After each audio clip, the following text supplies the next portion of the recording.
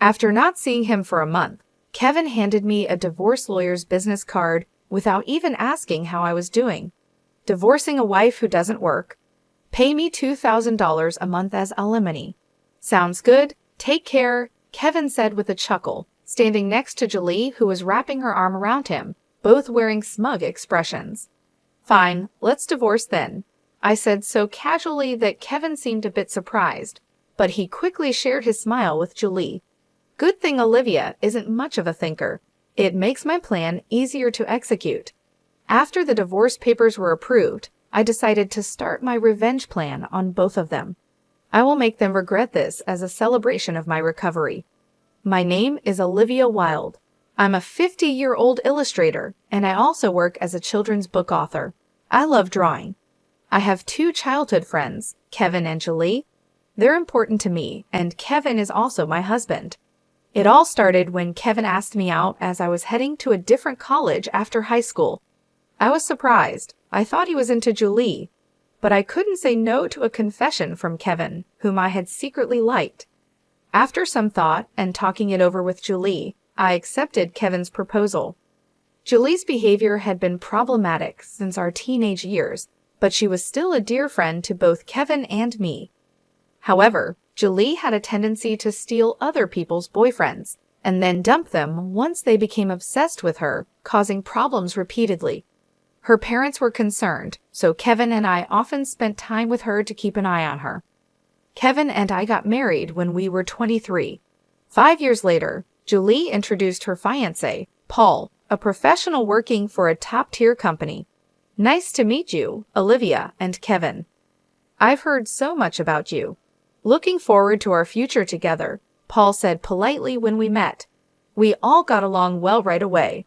During holidays and vacations, we would take trips or long train rides to enjoy some drinks together. However, things started to change after Julie got pregnant, 3 years into her marriage. Kevin and I had many siblings, so we were never worried about having our own children. We decided not to have kids. We both love kids but weren't interested in the responsibilities of raising them. Besides, we enjoyed our freedom to travel and have drinks. We often found it heartwarming to see families with children, but that was it. When Julie announced her pregnancy, Kevin's behavior began to change. He quit smoking because Julie couldn't stand the smell and even used his vacation days to drive her to doctor's appointments. I warned him, Paul might get upset if you're always with Julie. But Kevin argued back, you have work, don't you? She's our childhood friend and she needs help. You're heartless, I said. I've been buying things and helping where I can, but going with her to the doctor is too much. Kevin frowned and then glared at me. Why? Because Julie wants it. She's anxious about the checkup. I can't just let her go alone if she's anxious. All the more reason for Paul to go with her, right? If you go with her every time, it's almost like you're the father of the baby, I replied. Jealous? You're not going to get pregnant anyway, so what's the problem? He snapped back. He didn't take my concerns seriously and started to get annoyed. We hardly ever fought during our marriage, but things changed when Julie got pregnant. Our arguments increased and didn't stop even after Julie gave birth. In fact, Kevin started spending even more time with Julie and their child, Lauren. But when Lauren was 5, an incident occurred related to Lauren's graduation ceremonies. The day before the graduation, Kevin suddenly started rummaging through the closet. Kevin, what are you doing? I have a meeting tomorrow, he replied. Kevin's workplace had a casual dress code, but there was a rule to wear a suit during client meetings, so he always kept a few suits ready. Now they were all thrown on the bed. No, just trying to decide what to wear for the graduation ceremony, he said, changing his answer. Are you really thinking of going to the graduation? Paul can't make it and Julie asked me, Kevin said. I was shocked and raised my voice without thinking. That's absurd, no matter how you look at it. Kevin's face turned sour immediately. I knew he sometimes picked Lauren up from kindergarten, and I had too and asked. But it seemed ridiculous for a childhood friend, who wasn't even her biological parent, to attend a graduation ceremony. Do you still doubt me and Julie? I'm disappointed that you can't even help out, Kevin said. That's not the point. Anyway, I'm attending the graduation tomorrow. So iron a shirt properly, Kevin said, ending the conversation abruptly and walking to the bedroom. I had no choice but to call Julie. Hello, Julie, about tomorrow. Sorry about tomorrow. I'm borrowing Kevin, but won't Paul be upset about the graduation attendance? Olivia, what are you talking about? Obviously, I haven't told Paul that the graduation is tomorrow. I'll tell him after the ceremony, Julie replied. I was shocked to learn that Paul didn't know about the graduation schedule. Upon further questioning, it seems that Julie hadn't informed Paul about any of the kindergarten events so far, and Kevin had been acting as the father at the kindergarten, which made me feel dizzy with its selfishness. Wait a minute, Julie. Isn't that extremely unreasonable? It's disrespectful to Paul, I said. What's wrong, Olivia? You're scary. Well, see you tomorrow, Julie said, hanging up the phone unilaterally. Trembling with anger, I still ironed a shirt, prepared a tie, and the next morning saw Kevin off to Lauren's graduation ceremony. Since then, Julie and Kevin started going out more frequently, from once a month to once a week, and then to 3 times a week. Eventually, even Paul seemed to have some suspicions. One day, while Kevin and Julie were out, he visited our house alone late at night. I'm sorry for visiting you late at night. There's something that's been bothering me. Is it about the 2 of them? Paul asked. Yes, I would like you to take a look at this, Paul said, showing me the GPS history he had installed in Julie's car. It showed that she had been staying at a hotel 3 times a week. All of those days she was out with Kevin. Just by looking at Paul's face, I understood what that meant. What do you want to do, Paul? I asked. I want to take revenge on those 2, I said. Me too. I can't forgive them for betraying us after all this time, Paul agreed. We started planning our revenge in secret. First, I focused on increasing my income. Since I had been saving money by doing housework and taking care of Lauren, my income had decreased significantly. Paul switched to working from home. When Julie and Kevin would go out, he would bring Lauren to my house, and we would take care of her together. Neither Julie nor Kevin knew that we were aware of their affair, and we managed to gather solid evidence against them. Once we had collected enough evidence and were ready to take our revenge, we discovered a shocking truth about Lauren. Paul and I struggled with the decision, but we agreed that we didn't want to hurt young Lauren. So we decided to wait until she was an adult to take our revenge. However, even though we decided to wait for 12 years, I was struck with a serious illness that required long-term hospitalization. At best, I wouldn't be discharged for at least 3 years. Although I could work from the hospital room, it was clear that I would have to reduce my workload. After telling Paul about my situation, I consulted Kevin, but his reaction was indifferent, just like small talk. I'll visit you once in a while, he said. I felt that Kevin no longer cared for me, as he didn't even ask about my condition or the name of the disease. In reality, Kevin only visited once a month or once every 2 months. After Lauren's 17th birthday, she started acting strangely. Although she used to visit me almost every day right after I was hospitalized, she became distant after her birthday. Neither Paul nor I could figure out why. Even when we asked Lauren, she just said, "Don't worry about it." However, we ended up learning the reason from Kevin, who rarely showed up. "Hey, it's been a while," he said casually, having completely changed into a flashy appearance. He walked in without knocking. After not seeing him for a month, Kevin just thrusts a divorce lawyer's business card at me without even asking how I was feeling. Divorcing a wife who doesn't work?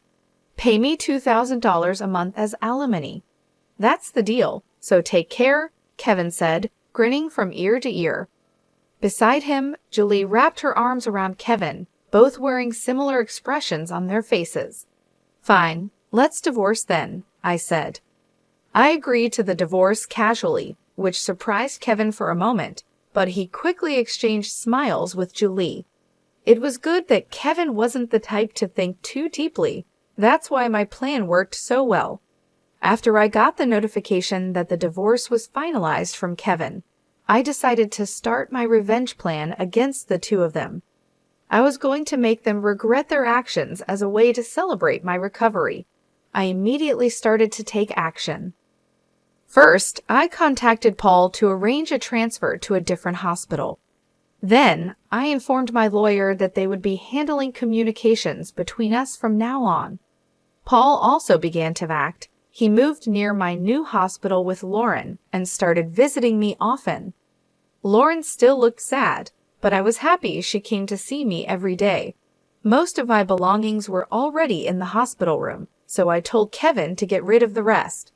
I didn't want to keep anything that they might have touched in my new life. Once the hospital transfer and Paul and Lauren's move were settled, I received a call from Kevin. I had only been away from my phone for a few minutes, but there were already 50 missed calls. I answered the phone, feeling annoyed. What? Hey, what the hell is going on?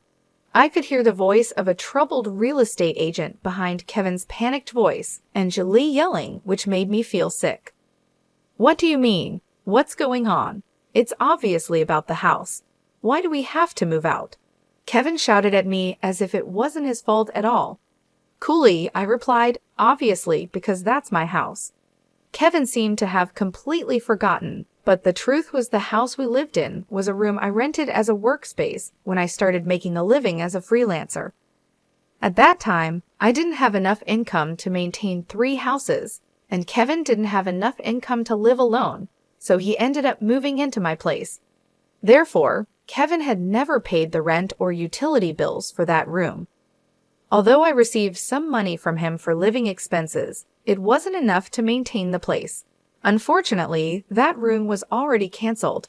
It was far from the hospital I transferred to, so I had processed the cancellation the day after submitting the divorce papers. I didn't tell him because the real estate agent, who knew about our situation, said they would contact him. Suddenly, Paul and Lauren disappeared, and our house was sold. What are we going to do about our new house? Kevin asked.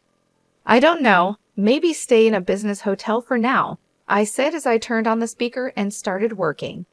Kevin yelled in frustration, "Don't mess with me." However, he seemed to remember something and started speaking in a more soothing tone. Well, whatever. When will you transfer the money? We're running low on cash. What are you talking about? Don't mess around. I told you to pay $22,000, didn't I? He asked. Oh, I don't recall agreeing to that. I responded calmly, which was met with incoherent screaming from Kevin on the other end of the phone. Apparently, he thought he could get money from me and had been spending carelessly. Even if you had $22,000 left, how did you plan to get by for the rest of the month? I questioned. Hey, don't just stay silent, say something, he demanded. There's really nothing to talk about, I retorted, leaving Kevin momentarily dumbfounded. But he soon started yelling again. Growing increasingly annoyed, I addressed Kevin in as cheerful a tone as I could muster. Anyway, we're basically strangers now, so please don't contact me anymore. You'll hear from my lawyer. Huh? Lawyer? Hey, wait a minute. Kevin tried to respond, but I hung up without listening. He tried calling back several times, but I ignored it, and eventually the calls stopped. However, angry that I didn't answer, Kevin started ignoring calls from my lawyer. He certainly had a childish side, but I never imagined he'd be the kind of person who didn't mind causing trouble for others. I sighed deeply at Kevin's selfishness.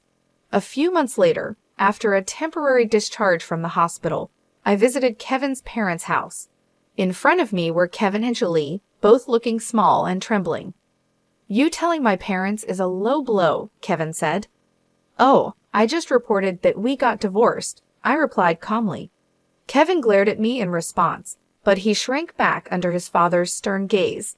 Actually, I had a great relationship with my in-laws. even visiting and dining with them when Kevin wasn't around. Despite being so well-loved, I felt it was important to share the details of our divorce. I went to visit Kevin's parents. "Is it true that you're remarrying Julie?" I asked. "Yes, it's true. Julie, Lauren, and I are going to start over as a family," Kevin replied. "What are you talking about? Your only family is Olivia," his father said, clearly upset. "She's not my family anymore," Kevin replied, which made his father frown in disbelief. Kevin shook his head a few times, then handed me a piece of paper.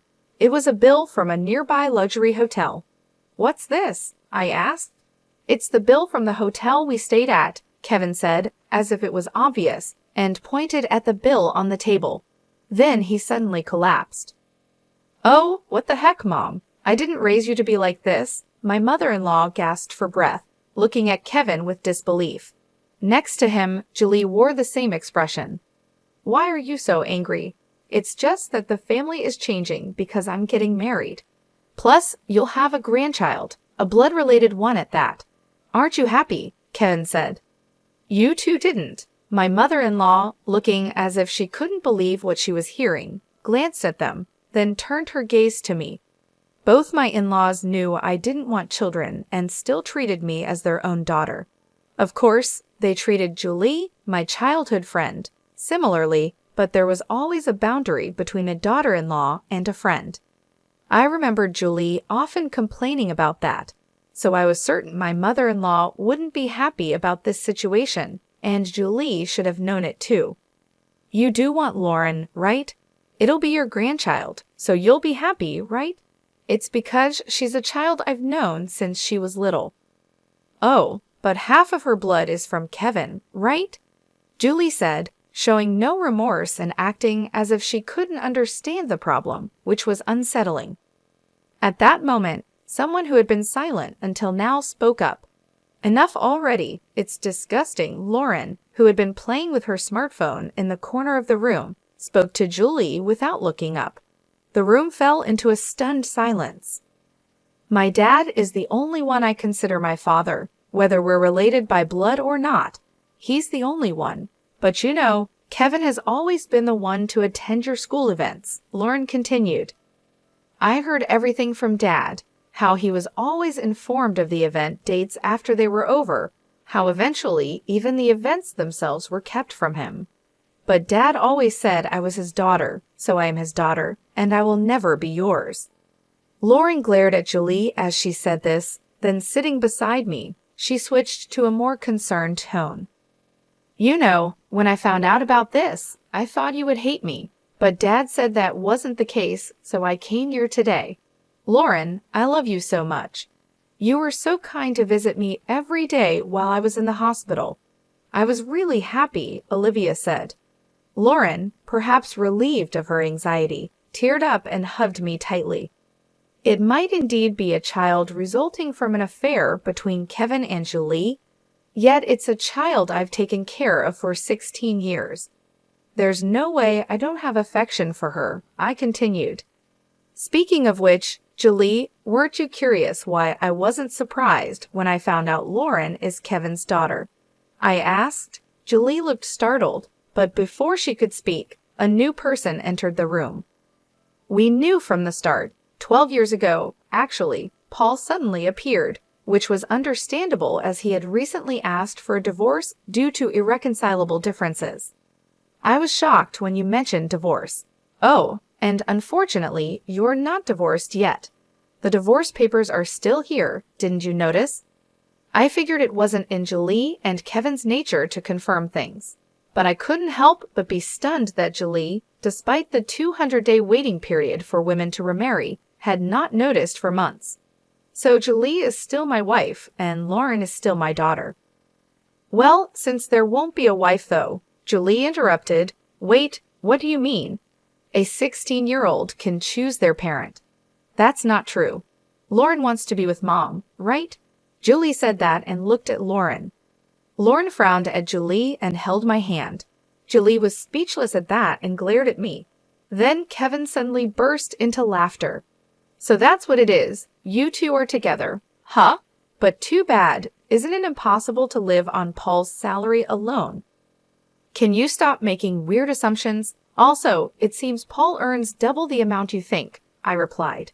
Julie probably knew about it, but it might just be a bluff.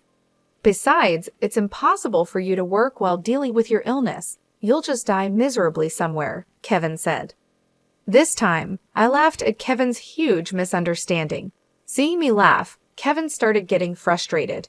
You didn't know about my income, did you? It's probably just a bit more than a part-time job. No. It's different. My annual income is $800,000, I said. Kevin's eyes and mouth were wide open in shock. Julie was also stunned. In fact, over the past 12 years, I have become a popular children's book author, and my income has really gone up because of essays, interviews, and more. There's even a movie based on my books coming soon, so I'm earning even more. Oh, do you want to see this? I said, and showed Julie my bank account on my phone. It clearly showed a lot of money being deposited every month. Julie was speechless when she saw it. Olivia, let's make up, huh? Kevin said, sounding hopeful. What are you saying? Julie was angry at Kevin's words. I just watched them quietly, then finally spoke. Well, if you want to get married, feel free. Oh, and I'll definitely take the compensation for damages. Olivia, wait. Kevin called out, but I ignored him. I took Lauren's hand, said goodbye to my in-laws, and left their house. Kevin used to work at my father-in-law's company, but it was discovered he lied about going out for sales, and he was fired. My father-in-law planned to make him work on a friend's fishing boat, which was tough for Kevin, who preferred indoor work. He tried to contact me several times, but I always let my father-in-law know, and eventually, Kevin stopped calling. Julie lost custody of Lauren to Paul and got divorced. She seemed uninterested in Kevin, who couldn't afford luxuries anymore, and didn't chase after him. She was cut off by her family and lived alone in a rundown apartment. She hadn't worked since getting married and had always relied on others, so she found it hard to do things on her own. There were hardly any places that would hire her full-time, but she needed to pay for her living expenses and child support. So she worked multiple part-time jobs and barely made ends meet. After starting high school, Lauren worked hard every day to study abroad and go to a prestigious university overseas. Being originally diligent, her dream is to translate my picture books and deliver them to children all over the world, which makes me happy. As for me, my picture books are selling well, and I'm getting more offers for animated adaptations and merchandise.